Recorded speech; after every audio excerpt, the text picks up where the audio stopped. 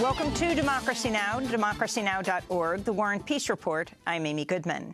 Federal prosecutors have agreed to settle a criminal investigation into General Motors for concealing an ignition switch defect linked to at least 124 deaths.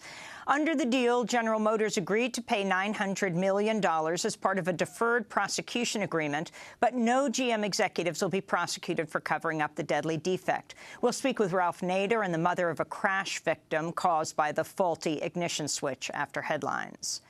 In news from Europe, Croatia has closed the majority of its border crossings with Serbia following the influx of more than 13,000 refugees this week. This comes after Hungary's violent crackdown at its border. The European Union Commissioner for Migration condemned the continent's borders crackdown on Thursday. There is no wall you would not climb, no sea you wouldn't cross if you are fleeing violence and terror. I believe we have a moral duty to offer them protection. It is a duty inscribed in international and European laws. Donald Trump is facing criticism after a town hall in New Hampshire when, during the Q&A, one of his supporters stood up and said President Obama is a Muslim and not even an American, and asked when the United States would get rid of Muslims. Okay, this man, I like this guy.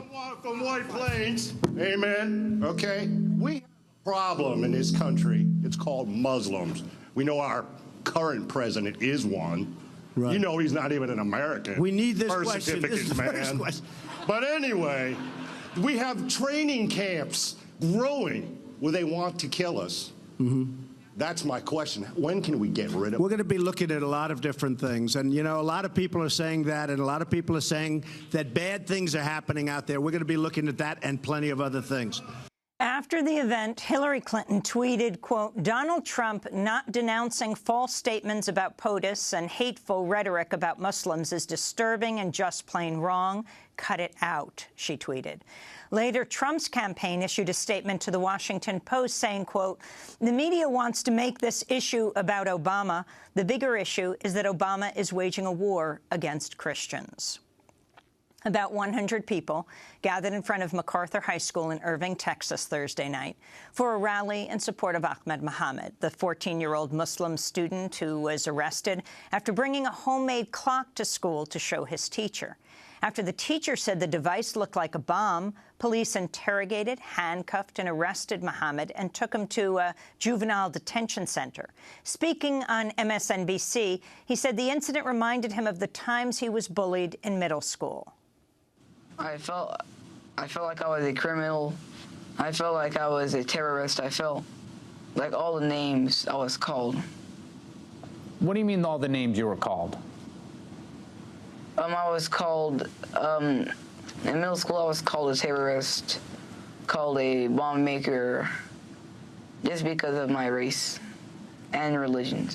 Ahmed's story has since gone viral, and he's been invited to visit the White House. President Obama tweeted, "Cool clock, Ahmed." He's been offered internships at Twitter and Reddit and invited to visit MIT.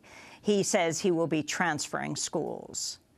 Vermont Senator Bernie Sanders has introduced new legislation aimed at banning government contracts with private prisons.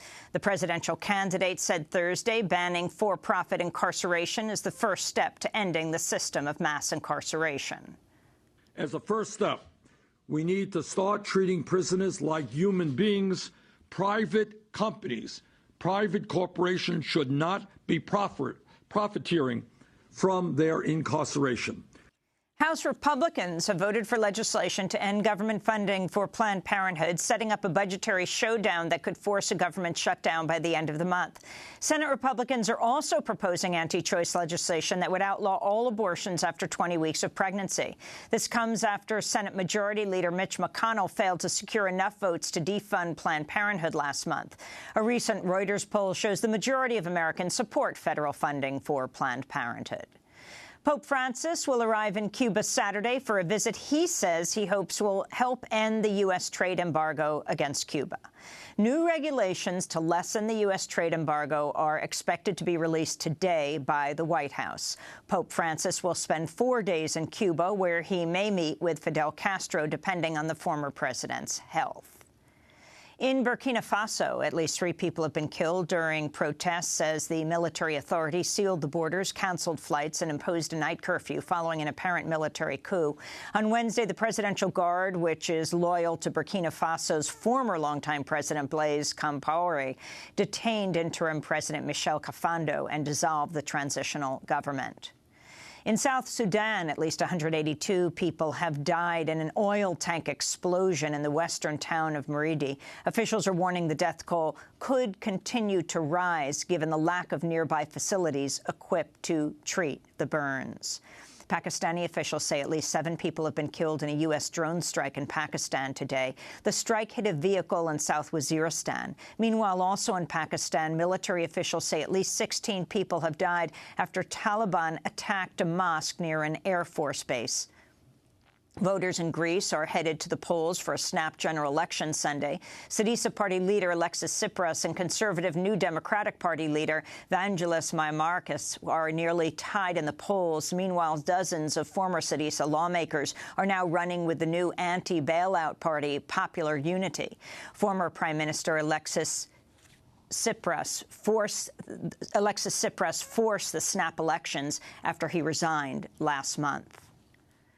The second highest-ranking official at FIFA has been placed on immediate leave and is facing an investigation over the alleged black market sale of World Cup tickets. Jérôme Valcke had served as the Secretary General of FIFA for 8 years. He is the latest official to be investigated in the growing corruption scandal that's thrown the world soccer governing body into turmoil. In Mexico, authorities have arrested a gang leader known as El Gil, who they say was involved in the disappearance of the 43 students from the southern state of Guerrero nearly a year ago. The families of the missing students and an international group of experts have rejected the government's accounts of events. The experts' report earlier this month said the Mexican government's investigation was deeply flawed and pointed to the role the federal police and military played in the students' disappearance. In Iceland, the city council of the capital, Reykjavik, has voted in favor of a motion to boycott Israeli-made goods for, quote, as long as the occupation of Palestinian territories continues, unquote. A local elected official said in a local radio interview the goal of the boycott is to pressure Israel to stop the occupation, which is illegal under international law. Betty Blake, the mother of retired tennis star James Blake, has written about her son being tackled by NYPD officer James Frascatore. Video footage shows Blake, who's biracial, standing outside Manhattan's Grand Hyatt Hotel when Officer Frascatore approaches him, wraps an arm around his neck, tackles him down, digs his knee into his back, and handcuffs him. Police say they mistakenly identified Blake as a suspect in a credit card fraud probe. An editorial in the Daily News of New York, Betty, who is white and grew up in England, wrote, quote, "It seems there's no end to racism in this country. In fact, it seems to get worse," unquote. And the legendary media activist Everett Parker died Thursday at the age of 102. In the 1960s, he led an effort to have the license of a Jackson, Mississippi TV station revoked for attempting to squelch the voices of the civil rights movement. At the time, Parker was director of communications of the United Church of Christ. Parker filed a petition to deny renewal with the FCC, initiating a process that eventually got the station's license revoked by a federal court and had far-reaching consequences in American broadcasting. You can go to our website at Democracy Now! To see our interview with Everett Parker. And those are some of the headlines. This is Democracy Now!, democracynow.org, The War and Peace Report. I'm Amy Goodman.